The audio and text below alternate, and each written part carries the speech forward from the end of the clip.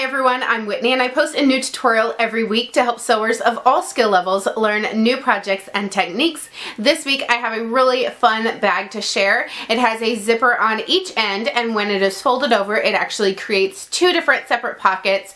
And I came up with this project a week or so ago when I was sick, and as soon as I got better I tried it out and it worked, and I cannot wait to share the project with you all today. To make this bag, you will need 4 fabric pieces cut to 8 by 18 inches. 2 will be for the outside and 2 will be for the lining. You also need 2 zippers that are at least 9 inches long. I've already ironed a layer of Pellon P44F, which is a lightweight fusible interfacing, to the back of my fabrics so they are nice and crisp looking. With one of the lining fabrics right sides up, line a zipper up with the short edge also right sides up. You want the excess length to be the stopper end of the zipper.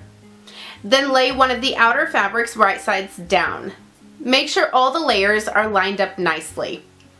Add clips to hold the layers together. You can find these clips and my other favorite sewing supplies in the Amazon link in the video description. Anything purchased through there helps support Whitney Sews. Sew along about 1/8 inch from the zipper teeth to attach all the layers. Here's how it should look. When flipped to the good sides, all the seam allowances should be hidden between the layers. Now to add the second zipper on the other end. Open the layers up so the lining is right sides up. Lay the zipper right sides up so it is laying the same way as the first. Then bring the end of the outer piece over so it lines up with everything else. Add clips and sew next to the zipper like before. There's now a zipper on each end as shown. Flip the piece right sides out so the pretty sides are all on the outside. Then sew a top stitch along the edge of the fabric on each end to help it lay flat and hold it away from the zipper teeth. Grab the other lining piece and lay it right sides up. Then lay the zipper unit on top right sides up, and finally the outer piece right sides down. It's important to make sure everything is lined up nice and straight. Add clips and sew all the layers together along the zipper. It should look like this right now, with only one more side to sew on the last zipper. Line the pieces up, lining, zipper, and outer like before, clip and sew.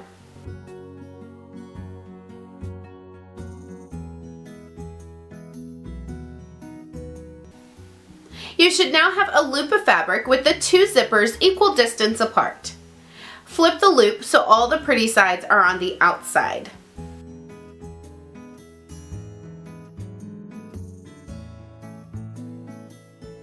Unzip the zippers, smooth the fabrics away from the zipper teeth, and sew a top stitch along the 2 sides that haven't been top stitched yet.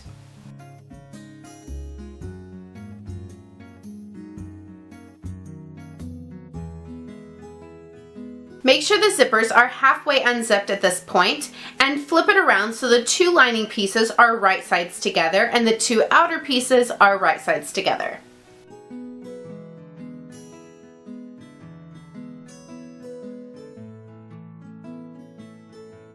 Mark a 3 to 4 inch opening on the lining that will be left open for turning.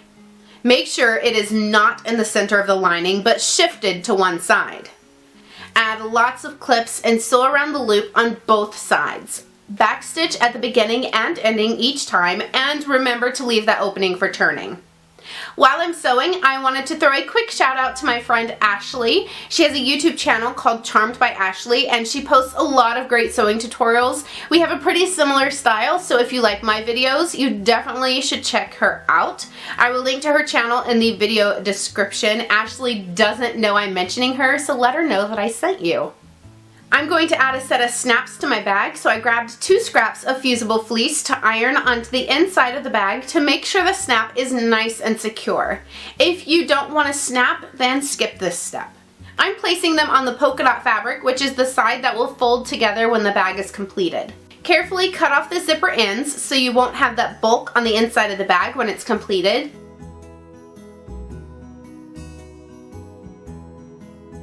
Reach in through the opening and turn the bag until all the pretty sides are on the outside.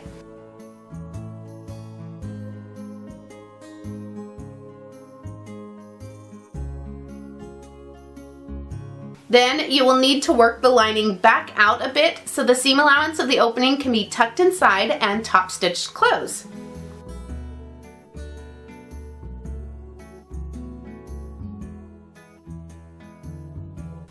Push the lining back inside the bag and smooth out everything as flat as possible. You can use an iron on the side seams if needed. Grab a ruler and a marking tool that has washable ink and find the center line of the bag. Then mark 1/8 inch to each side of that center line. Sew directly on the outer lines. This divides the bag into 2 zippered pockets and helps the bag fold nicely in half.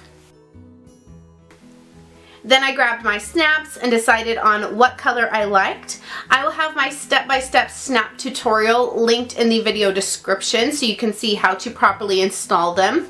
I used my awl to poke a hole through the lining and polka dot fabric where the fusible fleece was added and made sure the snap on each side lined up. Once the snaps are added, the bag is complete. I plan on using my bag to hold little activities for Peyton and Skylar. One side can be for Peyton and the other side for Skylar, so there's no arguing about whose is whose. I'm also thinking about making this bag using PUL for the lining, which is a waterproof fabric, and that way it can be like a wet bag and dry bag. So yeah, I am going to test that out sometime in the future and see how it works out. If you make a bag like this, definitely let me know. I would love to see how your bag turns out. If you enjoyed this tutorial, make sure to hit that like button down below and also subscribe by clicking my picture right there because like I said, I do post a new tutorial every week and you don't want to miss out. I'll also have some of my other zipper bag tutorials that I've already posted linked in a playlist right over here to the side. And until next time, happy sewing!